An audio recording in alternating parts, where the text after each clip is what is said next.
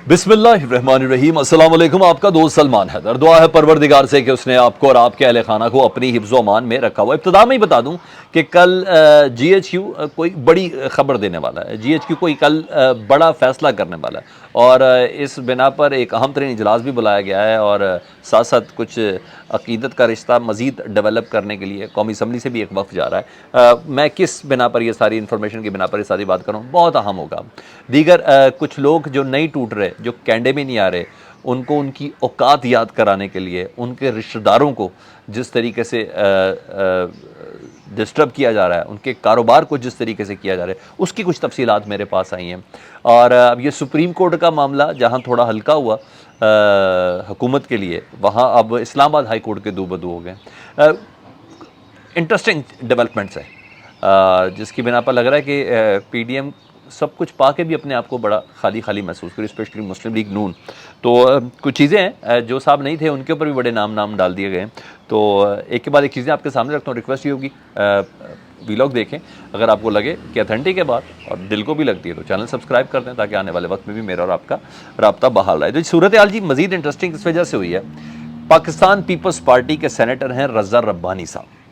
जी हाँ, इंसानी हकूक़ के बहुत बड़े अलंबरदार, बुनियादी इंसानी हकूक़ के बहुत बड़े अलंबरदार, सम टाइम पीपल्स पार्टी की लाइन से भी हट के बात करते हैं, क्रीज से बाहर आके भी बात करते हैं। मगर उन्होंने बता दिया कि इस टाइम हवा जो है ना वो किसी और तरफ की है, तो इसलिए अपनी ठंडे ठंडे कमरों में बात करना कुछ और है। मगर हाँ, इस वक्त हालात में खड़े हुए तो खड़े नहीं, गिर जाएंगे। तो ऐसा ही हुआ जी।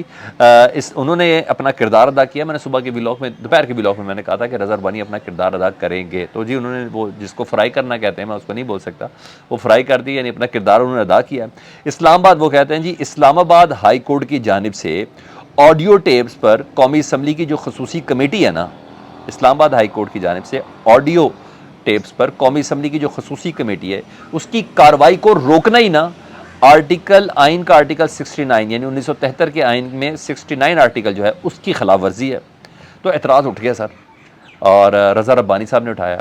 और दूसरी तरफ अदालत के जो जज हैं जस्टिस बाबर इफ्तिखार ने इस सारे मामले पर ना, सर इंटरेस्टिंग चीज़ ये, इस सारे मामले पर रज़ा रब्बानी साहब को अपना मुआविन खसूसी मुकर्रर किया था कि इस सारी सिचुएशन में आप एज अ मुआविन खसूसी हमारे पास अगली पेशी में आपने हमें हेल्प करनी है। इसके साथ एतजाज़ एहसन साहब को भी बुलाया था, राजा साहब को भी बुलाया था। उन्हें कहा हमें ऐसे मामला चाहिए।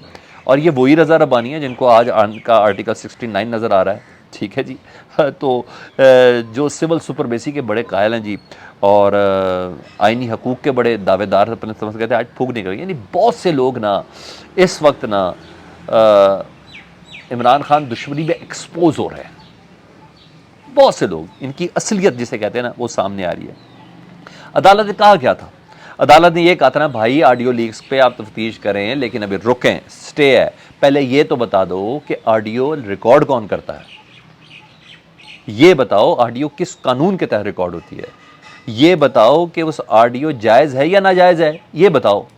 अच्छा ये बताओ कि इस ऑडियो को रिकॉर्ड करके लीक कौन करता है। अच्छा चलो ये बता दो इस ऑडियो को रिकॉर्ड करके लीक करके सियासी मफादात के लिए कौन इस्तेमाल करता है। ये सवाल है, जायज़ है, मेरे भी दिमाग में, आपके भी दिमाग में, सबके हैं। मगर रज़ा रब्बानी साहब कहते हैं नहीं नहीं नहीं नहीं, डोमेन में हमारे आ गए। तो बहरहाल दूसरी तरफ इस्लामाबाद हाई कोर्ट ने हालांकि इस कौमी असम्बली की इस कमेटी को काम से रोका था, स्टे दिया था कि पहले ज़रा मैं 3-4 मुआमनीन के साथ मिलकर ज़रा इस पर पहले डिसाइड कर लें, तब तक आप काम नहीं कर सकते, नजम साकिब को आप नहीं बुला सकते। मगर इन्होंने कार्रवाई जारी रखी। आज भी ये तौहीन अदालत नहीं तो क्या है, बल्कि मैं बेशर्मी कहूँगा, नहीं है तो क्या है, जारी रखी। बल्कि कहा कि साकिब निसार का बेटा, आज उस कमेटी असलम भूतानी साहब है सरबा, उन्होंने कहा साकिब निसार का बेटा अपने आप को चीफ जस्टिस समझता है। आज एक और समन जारी कर रहे हैं, अगर उस समन में नहीं आया तो वारंट गिरफ्तारी जारी करेंगे नजम साकिब के। तो अदालत के आगे यूं खड़े, तो हमने उन्हें सजा नहीं देनी, सफाई का मौका देना है। मतलब महाज ना जहाँ सुप्रीम कोर्ट से थोड़ा हल्का हुआ ना, तो अब ये इस्लामाबाद हाई कोर्ट के जजेस जारी बात इमरान खान को रिलीफ दे रहे हैं, मेरिट पे दे रहे हैं ना, वो रिलीफ दे रहे हैं, तो अब ज़रा उस तरफ जाना चाहता है। तो ये जजेस की लड़ाई अब इस्लामाबाद हाई कोर्ट की तरफ लेके जाने के प्लान के अंदर है, ठीक है। ये तो हो गया। अब आज मैं अहम इजलास के पहले वो बता देता हूँ जी। अहम इजलास है जी कौमी सलामती कमेटी का, वो कल बुलाया गया है और गैर मामूली इजलास इसलिए कि 15 दिनों में ये दूसरा इजलास है। ठीक है जी। और अहम फैसले करने, और ज़ाहिर बात है तीनों सर्विसेज चीफ़ होंगे, यानी आर्मी चीफ़ भी होंगे, चीफ़ ऑफ नेवल, चीफ़ और एयर स्टाफ, और आर्मी चीफ़ के अलावा डीजी आईएसआई उधर मौजूद होंगे। और पिछले इजलास में आपको पता है कि पीटीआई के हवाले से मामला 9 मई के हवाले से मामला सामने आया था जी, और फिर जो पीटीआई के साथ हुआ उसके बाद वो आपने भी देखा, हमने भी देखा, यानी गवर्नमेंट और जो फ़ौज थी वो एक पेज पे थी। उसके बाद जो हो रहा है या नज़र आ रहा है वो हमने देखा कि उस इजलास के अंदर ये फैसले हो गए थे। फिर उसी को कोर कमांडर कॉन्फ्रेंस से भी पहले रिकमेंड किया गया, फिर कौमी सलामती कमेटी के अंदर भी इसको लिया गया। तो यहाँ ये सब चीज़ें थी, तो वो तो हमने समझ में आ गई कि पिछले इजलास में था। तो अब ये इजलास बड़ा अहम है। अब ज़रा ये भी तो देखना है कि अब क्या करना है भाई पीटीआई के साथ, अब नेक्स्ट स्टेप पे कहाँ तक जाना है। ज़रा ये भी बात डिस्कस हो जाए, ज़रा ये भी बात चल जाए कि भाई करना क्या है, पाबंदी लगानी है, नहीं लगानी है, क्या ये अहम तरीन इशू होगा कल का। मुझे लगता है एक अहम तरीन इशू होगा कल का। इमरान खान का नाम लेना तो हमने बंद करवा दिया, अब बताएं करना क्या। इमरान खान का नाम अब किसी चैनल पे लिया नहीं जा सकता, सियासी रहनुमा कैसे, उसके नाम की तस्वीर तो क्या उसका नाम लिखा नहीं जा सकता। ये स्टैंडिंग ऑर्डर है तमाम चैनल्स को।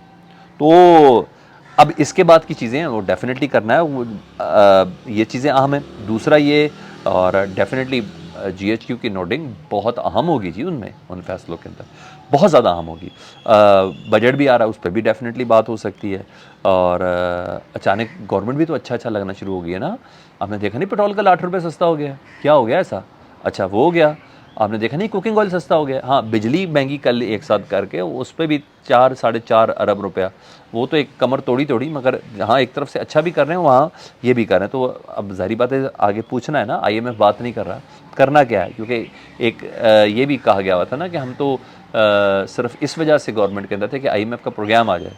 तो सर करना क्या है, तो डेफिनेटली ये चीज़ें बहुत आम होंगी, ये सब चीज़ें। तो कल मैं इस बना पे कह रहा हूँ कि जीएचक्यू की तरफ से कोई बड़ी चीज़ें सामने आ सकती हैं, और ज़ाहिर बात है वो फिर जो इम्प्लीमेंटेशन से हमें और आपको सबको अंदाज़ा ज़रूर हो जाएगा। पर अब तक आर्मी चीफ ने जो जहाँ खड़े होकर कहा है ना 9 मई के बाद, उस पर मिनोवन उसी तरह अमल किया, इन्होंने कोई किसी को स्पेयर फेयर नहीं किया। तो ये चीज़ तो अभी तक है। अब देखते हैं कल के वक्त में कि वो एक ट्रांस बन चुका है ना, एक सर्कल पूरा हो चुका है। तो 15 दिन में दूसरा कौमी सलामती कमेटी का, ये तो बड़ी बात होती है। तो ये देखते हैं कल क्या होता है। हाँ, कौमी असम्बली की जो कायमा कमेटी बराए दिफा है ना, उन्होंने आर्मी चीफ और फ़ौज के साथ ज़ाहिर यकजहती के लिए जीएचक्यू का दौरा करने का ना फैसला किया, तो वो भी चले जाएंगे। तो यहाँ ये बात तो है। अच्छा, उधर सूरत हाल ना ब्लैकमेलिंग की जो चल रही है पीटीआई के रहनुमाओं के हवाले से, उनकी गिरफ्तारियों के हवाले से, जो कैंडे भी नहीं आ रहे उनको कंट्रोल में कैसे करना है उस हवाले से, तो सूरत हाल ना उस हवाले से बड़ी बदतरीन हो रही है। कोई है अगर फैसला साज कोई है तो ज़रा इस तरफ ज़रूर देखें कि ये तकलीफ़ है। ये तो एक मिसाल मिल रही है ना, तो ये तो अभी लीडरों के साथ मसाले चल रही हैं, उनकी बहनों के घर में छापे लग रहे हैं और धमकियाँ दी जा रही हैं, वो तो सब है ही है। मगर आप आम वर्कर के साथ क्या हो रहा होगा यार, मैं ये कह रहा हूँ, ये आपको वज़ीर इत्तलात नहीं बताएगा पंजाब का, ना ही ये वज़ीर आला बताएगा। इससे जो भी आगे बताने लगा ना, ये इससे बदतरीन हो रहा है जी। हाँ, आम उससे है। हम भी तो दुनिया में राब्ते में है ना, हमें भी तो बताया जाता है कि कहाँ बंदा, तो उसका क्या, वो उसका मोबाइल अगर वहाँ से नज़र आ गया तो बस वो भी गया। तो यहाँ इस तरीके से पोजीशन चल रही है। हमाद अज़हर साहब ने ट्वीट किया जी, उन्होंने कहा हमारी जो स्टील मिल है जो 1935 से कायम थी और चलती आ रही है, जिसने उनको एजाज़ भी हासिल है कि उसने मीनार पाकिस्तान की तामीर में भी अपना स्टील दिया है, कंपनी का नाम है एफको, उसको सील कर दिया गया है, ठीक है जी। और हमारे कारोबार, हमारे रिश्तेदारों के कारोबार बंद किए जा रहे हैं, मतलब मुल्ज़िम के तमाम रिश्तेदार अताब के अंदर हैं। और फिर ख़बर भी चलवाई गई चैनल्स पे, बाकायदा ख़बर चलवाई गई कि हमाद अज़हर और असलम इकबाल का कारकुनों से 9 मई को 700 बार रब्ता हुआ था। हमाद अज़हर और असलम इकबाल को लिए CIA को उनकी गिरफ्तारी के लिए टास्क दे दिया गया है। हमाद अज़हर साहब कहते हैं मैं 9 मई को तो लाहौर में नहीं था, रब्ता तो बहुत दूर की बात, मेरी तो ऐसी कोई बात भी नहीं है, लेकिन बहरहाल मैं तो शहर में नहीं था। मतलब नेक्स्ट लेवल की कार्रवाई का आगाज़ हो चुका है, ये मैं आपको बता दूँ, ये अब नेक्स्ट लेवल की कार्रवाई का आगाज़ हो चुका है। तो और वो शुरू हो चुकी है। असद उबर ने एक रह गए थे, कल तो सारे रहनुमाओं ने एक एक करके जो इमरान खान के साथ थे या अभी जिन्होंने सियासत से किनारा कशी की, सब ने बड़ी अच्छे से तसल्ली तशफ़ी की थी फवाद चौधरी साहब की। असद उमर साहब ने भी फवाद चौधरी साहब को जवाब दिया, उन्होंने कहा फवाद चौधरी जो कर रहे हैं, जो कह रहे हैं, मैं उसका हिस्सा नहीं हूँ। तो मतलब फवाद साहब अकेले ही हैं। और अगर मैं जावेद चौधरी साहब की बात करूँ तो जावेद चौधरी साहब के मुताबिक वो जावेद नहीं सलीम साफ़ी साहब के मुताबिक कि फवाद चौधरी ऑलरेडी JKT यानी जहांगीर खान तरीन को ग्रुप को ज्वाइन कर चुके हैं। लेट्स सी देखें क्या होता है। हाँ, एक और चीज़ मैं आपको, पता नहीं ये सही है गलत है, मगर मैं आपको रिपोर्ट कर रहा हूँ। एजाज़ चौधरी साहब पाकिस्तान तहरीक इंसाफ के, उनसे पिस्तौल बरामद किया। आज आए हुए थे ना वो अपने रिमांड के हवाले से, तो पुलिस ने कहा जी हमने इनसे पिस्तौल एक बरामद किया है, उसका फॉरेंसिक के लिए भेज रहे हैं, क्योंकि उस दिन कुछ हलाकतें भी हुई थी। तो एक तो महमूद रशीद साहब पर डाली कीजिए और दूसरी मियाँ असलम इकबाल के ऊपर। तो शायद एजाज़ चौधरी साहब का भी स्क्रू टाइट करना है, क्योंकि उन्होंने कहा था ना, क्या मुझे देख के ये लगता है कि मैं PTI छोड़ दूंगा, ये इमरान खान को छोड़ दूंगा। वो जुमला बड़ा तगड़ा था। तो शायद पुलिस ने इस तरह कुछ करना हो। वैसे इस उम्र में मुश्किल से पेन उठता है, इनसे पिस्तौलें बरामद हो रही हैं, बड़ी बात है। हमने माजी में शेख रशीद के पास से क्लैशन कोफे भी तो देखी है, शायद वही एपिसोड है, वही चीज़ शायद नज़र आ रही है। फीडबैक से मुतल्लिक़ ज़रूर आगाह कीजिएगा। अपना बहुत ख्याल रखें। अल्लाहुम्मा सल्ली अला मुहम्मद व आले मुहम्मद।